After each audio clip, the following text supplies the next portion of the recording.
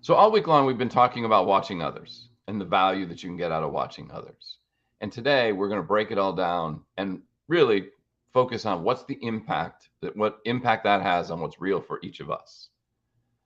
Because if we're just watching people, we're just watching them. But as we've talked about all week, we have the opportunity, if we choose, to learn from their knowledge, their experience, and their perspective. And that can have a significant impact on us if we are open to it. Because those three things are really what makes up what's real for each of us. And so often I think we get caught on what's right and what's wrong. And we watch someone and we say, well, what they're doing is right or wrong. And then we miss the opportunity to actually learn from what's real from them so that it can impact what's real for us. So join us today as we talk about watching others, the impact it has on what's real for us, and more on episode 932 of today's Antidote. Stay tuned for today's Antidote, brought to you by the Renegade Success Network. Today's Antidote provides an opportunity for business owners and leaders to discover what is real for them and to be impacted by what is real for others. That is the Renegade way. Let's get real. We all face challenges and get stuck occasionally and are looking for an antidote. Each weekday, this show dives into a topic that may have you stuck, frustrated, and uncertain. Our goal is to share our value in an effort to help you find that one thing, the antidote to your challenges, so that you can get results and make more money. And now, Renegades, we bring you Bob Graham and Tom Brush. Good morning, Tom. How are you? I am well, Bob. How are you? No guitar this morning? No guitar. Nope. Okay. You gave me feedback. I listened. I was actually looking forward to seeing the guitar. There you go. So sorry. That's all right. We got to get right into the topic. I promised you we were going to go crisp today. Okay. It'll be a disappointment to some who like to hear me prattle on and on, but they'll be okay. I think they just like to figure out which word choice you're going to use, like prattle. There you go. Because you hear that every day. It's a common used word. So I want to tell a story, and I'm going to try and make this super brief. Okay. So yesterday, I was with someone who's been a client of mine on and off for really since 2010, I think. And I've done some marketing work for this person. I've done some coaching. I've done some training for their staff on sales. And I thought we had a situation, I don't know, a couple of years ago where I brought in a vendor and the vendor didn't work out. And my client lost a bit of money in that process, a significant, 5-figure amount of money. And it was my fault. We kind of had a parting of ways there. My fault because I brought the person in. Correct. That's not your fault. Okay. The results, which you can't control, were that this person didn't do what they said. Yes, correct. Thank you. And I've had an office in his building for, 10, 12 years. Nice office, beautiful office, great conference room. We've had meetings there. I haven't seen much of him last year, so I've been working from home a lot. I haven't been to that office much, and I ran into him yesterday. I went into the office to pick up some mail that still comes to me there, and I saw that he was in his office, went up and said, hey, let's go get a drink. It was 5 o'clock. So we went to a bar, and we're sitting at a bar, and we're catching up, and there's no animosity. This guy really likes me. He's a super guy. And at one point, we started talking about what I've done for him over the years. And I really thought that he was going to be negative about what I had done for him. I really thought that I had done very little over the years. And he proceeded to tell me all the things I had done for him. That when he said it the way he said it, it's like, well, yeah, I guess I did that. Oh, I guess I did that for you. Yeah, you're right. I did that for you. And he stacked the things up in a way that made them far more valuable to him than my value to him in my mind. And I think that's the issue about being real. We see what we do in a certain way. We either see it as we're amazing or anyone could have done what I did. Versus the effect that it has on the people that we provide that value to, that they see the value. You know, he saw the value in a trajectory for his company that was far greater than I think he thought, and that I played a role, not a huge role, but an important role, I think, at times. Judgment. Okay, judgment, and that's where it is, right? Because that judgment is me minimizing what I provided.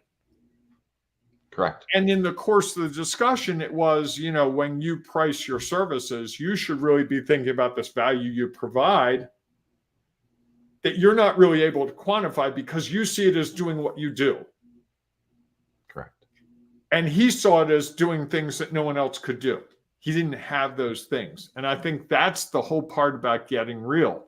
So often when we're real about things, we're real in our head.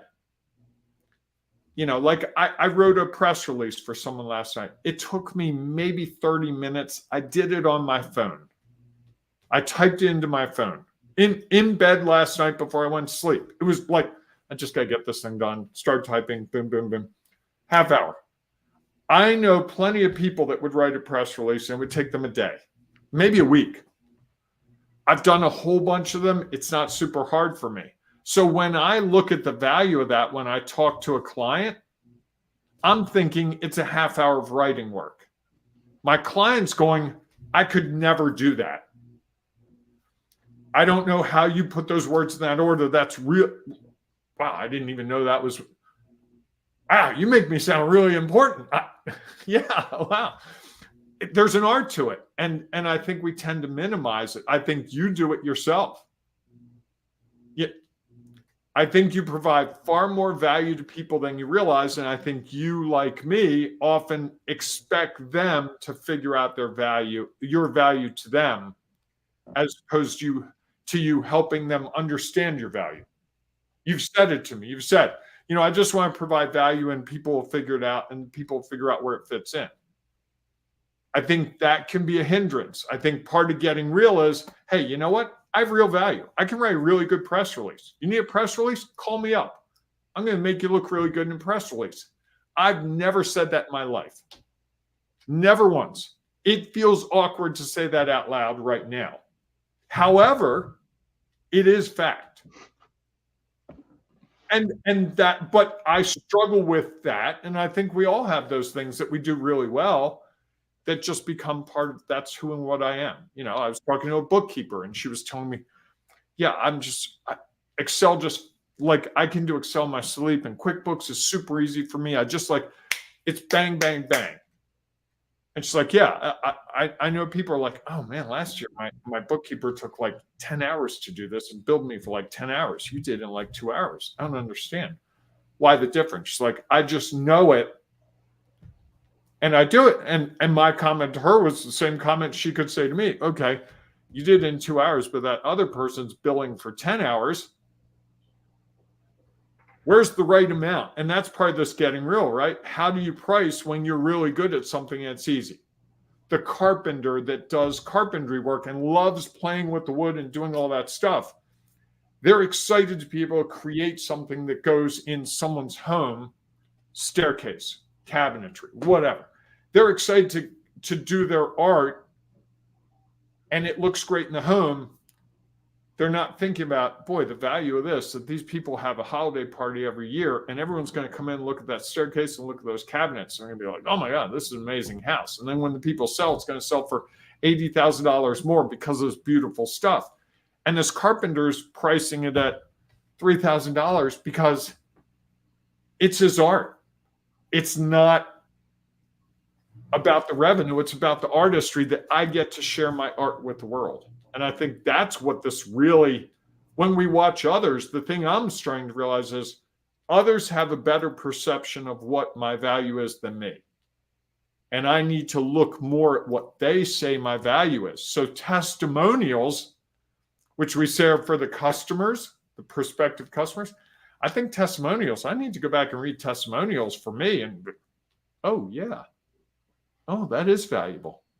Because I usually read them and go, oh, that's really good. Let me put that on LinkedIn. Let me show that to, oh, that'll make a good meme. Boom, done. Well, here's, I think, the challenge is that we You had the rare occasion where someone shared the impact of your value. I think so often we put a lot of value out there and it impacts people. They just don't always share that with us because maybe they don't know us. Maybe it seems awkward. Maybe it's whatever the case might be. Or they assume we know it. Like this person really thought that I understood my value. And I've been finding more and more in the last couple of months as I talk to people that they convey to me whatever I'm open to, but they're sharing my value to them in ways that I never knew. Because you don't have their perspective. That's part of it is like and I think this is what the hindrance is. So often we don't share our value because we don't think it has the value that it has. Because all we're thinking about is, well, for that for the bookkeeper, it's just what I do. I don't know why it only took me an hour. That's what I do. It only took me an hour. And if we don't think about all right, what would it either take someone else? And if we have that as an example, somebody took them 10 hours or them trying to do it themselves. Right, which could be 30 hours. Correct. And the challenge is understanding and really believing. And this is why when you said that, I thought that was a little odd because I firmly believe I have value to share. And I think you share value. You absolutely share value, but you, like me, assume the person is going to see the value of that and they're going to purchase something from you. And don't tell me you don't. Because you and I have played this game together way too long for you not. Yeah, I have to think about that more. Okay.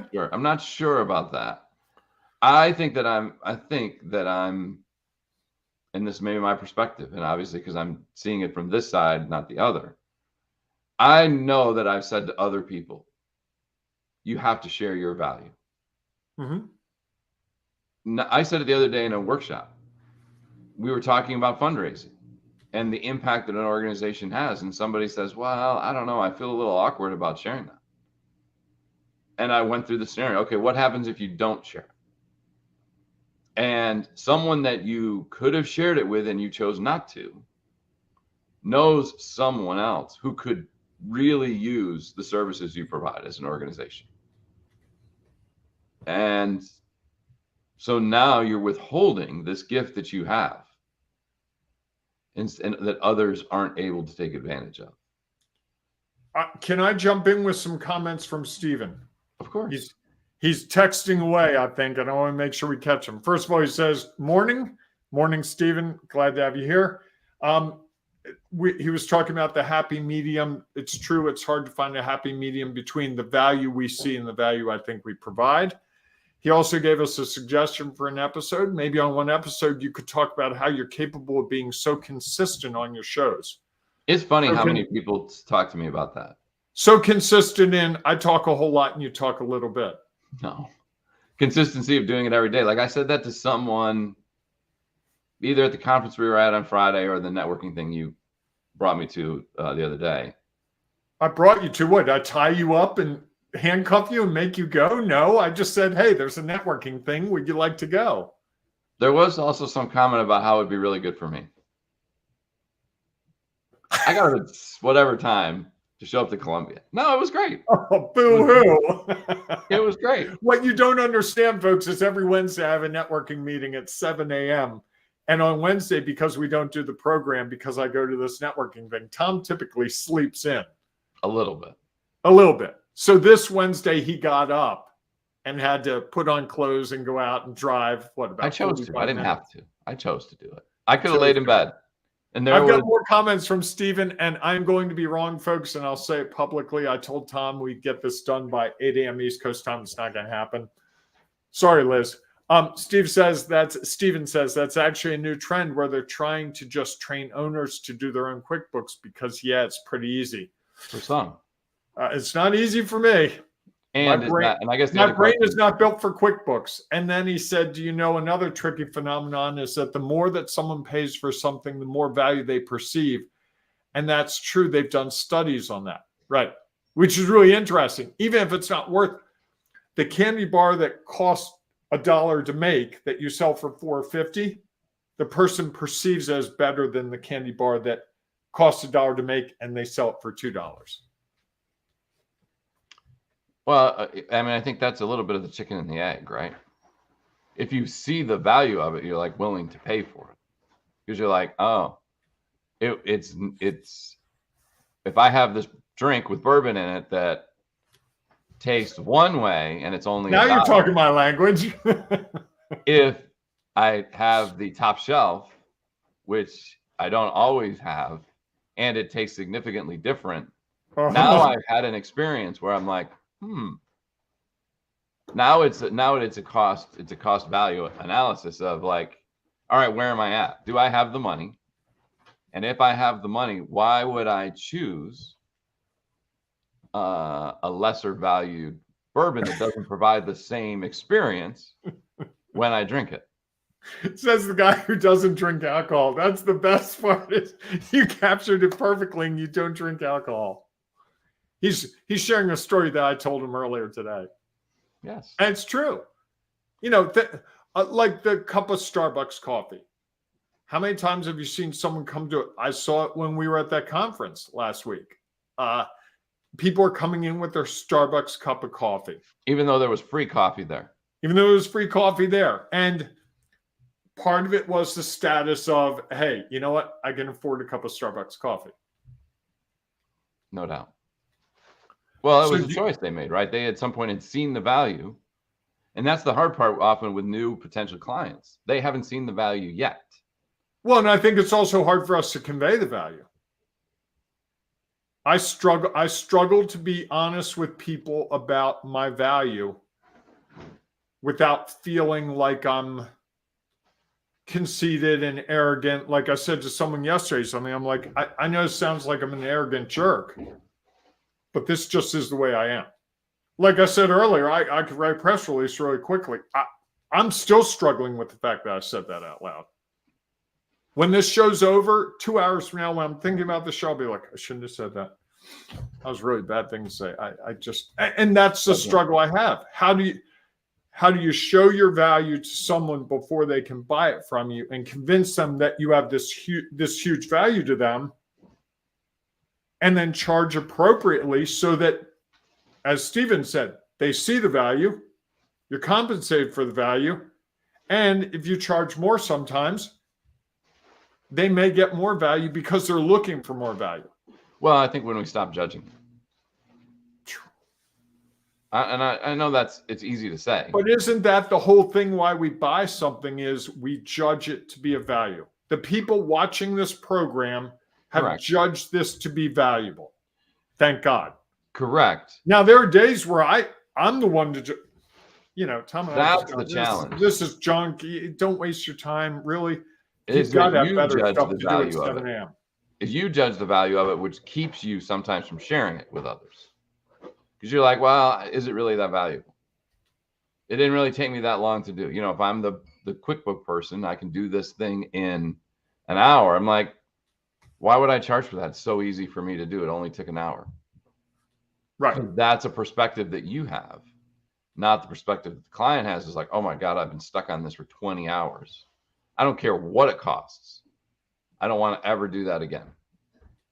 Or you talked about your wife renting a car to go on a trip this weekend because she didn't want to put the miles on her car. It costs money to rent the car, but the cost benefit analysis is, I like my car. I don't want to put those miles on it. Therefore, I'm going to rent a car, which forces you to leave and go get the car and do all that stuff. But you've done the analysis and the value's there. And especially if you've done now, the first time you do it, it's harder. And right? She wants to show up at the event in a Lamborghini. I mean, let's just be straight, because yeah, that's my wife. I don't think she even knows what a Lamborghini is, does she? I think she does. Does she? Well, you have to get her one for Christmas. Not happening. Okay. As of today. What's real today? That's not happening. I couldn't tell you what a Lamborghini is. I mean, I know it's a car, but I couldn't. It has the doors that lift up instead of out. Oh, is that it? And then what's one wasn't there a song? I remember a song when I was a kid where the video was about Maserati, and there was a rock song where they motioned that the Maserati, I guess it has a smooth front. I don't know. I'm not a car guy. Clearly. All right. So what's your one thing? You're not a beverage guy. I'm not a car guy. Yeah, it's funny because you started talking about Starbucks, and I've never had a Starbucks coffee either. So. Wow. You're the one. Yes, I'm the weird one. Wow. So do you have your one thing? I do. I think it's a weird thing given our topic. All right, let me go first then. All right. I think when I we're judge watching you. That was others, a judgment, by the way. I've called you out on it, so I'm going to say that was a judgment. So it was. Go ahead. When we're watching others and we're talking about the impact on what's real, I think we have to get out of our heads more and more in the heads of our customers and the people around us who, when they share what they see as valuable in us, that's really how we show up in the world. I think a certain way. I think I show up in the world a certain way. Like I was in a networking group for 4 or 5 months, and they kept saying, "You're so serious." I'm like, what? That's never been a word used in conjunction with me. But to that group, I was serious because I was very focused on the business aspects. I joked around, but I brought to them a serious temperament about business that they were not accustomed to. And so to them, the value was, I'm serious about business, and that's it. I really took that to heart. Like, I never really thought of myself as being serious about business. I know business, but I think of myself as a funny guy who just happens to know a little bit about business. They completely switched it around.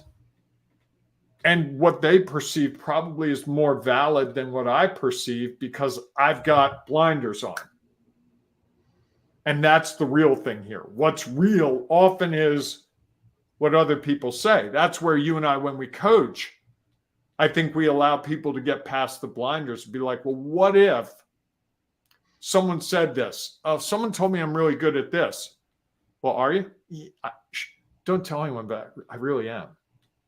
Oh, is that a bad thing? No, I don't like to say that I'm good at this.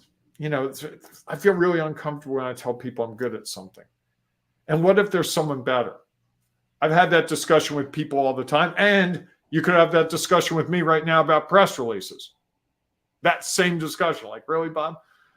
I'm waiting for you after the program to be like, I can't believe you said that. That was crazy. What were you thinking? Meanwhile, you'd be like, sounds like a pretty good press releases. Everything I've heard, you've done a pretty good job of that. Yes. So I'm still thinking about my one thing, when I think, because I was initially thinking about this topic, this was not the conversation I was thinking we were having. I was thinking about the impact that when we watch others, we have the opportunity to learn from them if we choose. And many times we don't choose because we place judgment on what they do as being right or wrong based on what we know. And I think the challenge sometimes is that we know what's real for us. And then we watch others, and it makes it so easy for us to judge, to say that's right or wrong, good or bad. And then we lose the opportunity to have an impact on what's real for us. If we're open to saying, hey, that's interesting what they did, or I don't put any adjective at all along with it. As you know, I don't like adjectives very much. Then we have to say, they did this thing. What could I take away? What knowledge, what experience, what perspective could I take away for that could have an impact on me? Or they see me in a certain way, right? These are really very similar. They do this thing and they see me a certain way, right? Agree. Well, what impact can that have on me? It's a choice, right? Yes. I think those two things are closer together than you're realizing. Oh no, I think that they're close. It's how, but it's about what impacts us and what impacts them. Mm-hmm. And so often I think that we don't always, well, we do judge how we impact people. I think that's the challenge. It's hard unless someone comes and tells us the impact we have. We don't always know the impact that we have on people, right? How many times? And it can change, as you said, with time. And results can change with time, no doubt. And so I think that going back, I think my one thing is about learning, and that we have the opportunity to learn by watching others. Even though we know what's real for us, and even though we might believe, even though we might not state it, that I'm right, they're wrong, we still have the opportunity to be impacted. And so maybe I'm not as right, and maybe they're not as wrong. And so we get a little bit closer to, it impacts who we are. And then, so we're never hopefully standing still of what's real, is that what's real changes every time we allow what we see in others or hear in others to impact what's real for us. I like that. Like that a lot. All righty. It's been a wild week. It's been a real week. We're going to have to give people seatbelts the way this is going. Fair enough. Watch out. Yes, I don't know. We'll see. If they say they need seatbelts, then we might want to consider that. Some days I feel like I need a seatbelt. Some days I think you need a seatbelt too. No. I was just sitting there. Or a straight jacket. Straight jacket might be the answer. All right, everyone. Thanks so much for being with us this weekend. We would love to hear your feedback from watching us. What has impacted you? So if you have a one thing, or if you have some feedback on the value of this show or what you've taken away from it, we'd love to hear that. And how it's impacted what's real for you, especially if you're someone who's watched us a little bit. So with that, please feel free to share your comments. You mean people watch us a little bit versus people that watch us a lot? You want to know from the people who watch less? Yes, because I think the people who've watched or listened a lot are family and friends. That's not true. And they may not share exactly what they think. Anyhow. Wow. You must have very nice people in your life. I have people that are very brutally honest with me.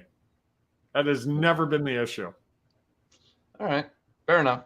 So anyhow, if you are listening, move your hands too much, your head bobs a lot, you know. Remember, it's all just feedback. All right. I understand. All right, everyone. If you are listening to the podcast and you have something you'd love to share and you don't have any place to share it, please feel free to join us in our Facebook group, Scope Your Business, From Chaos and Confusion to Confidence and Control, where you can share your thoughts and ideas there, and you can watch what others share and figure out how that is impacting what's real for you. Either way, we look forward to seeing you inside that group, or we will see you Monday morning, 9 a.m.-ish Eastern. Whoa, 9 a.m.? Sorry, 7 a.m.-ish Eastern time for our next episode of What has just happened? I don't know what made me say 9. Wow. That was random. How did you get 9 a.m.? I have no idea. Okay. All right. Well, folks, whatever you do, no matter what time it is where you are, what time you watch our program or you don't watch our program, embrace the renegading you. It's so worth it. It'll help you with your impact on others, and it will help you with your impact on yourself. And it maybe also help you feel more comfortable sharing your value. I hope so. Because there probably is someone out there. I would say, actually, there is someone out there who desperately needs what you have to share. And thank you, Stephen, for all your comments today. Appreciate it. So don't deprive others of your value. All right. With that, I hope that you go out and enjoy your day. You hope. We hope. Thank you. You're off today. I don't know.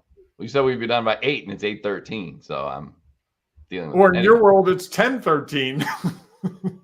Fair enough. All right, everyone. We will see you soon.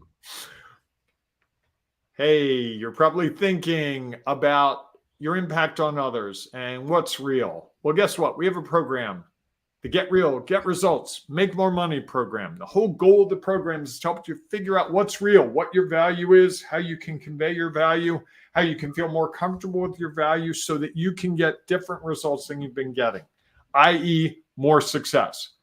Might be more money, might be more freedom in your life. It might just be feeling good about what you do. We've helped lots of people achieve all those goals and so many more.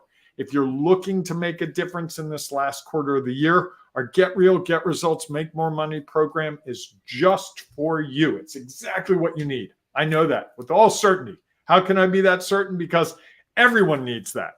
So direct message Tom, direct message me, Bob, or go to renegadesuccessnetwork.com. You will thank yourself so soon if you do. Trust me.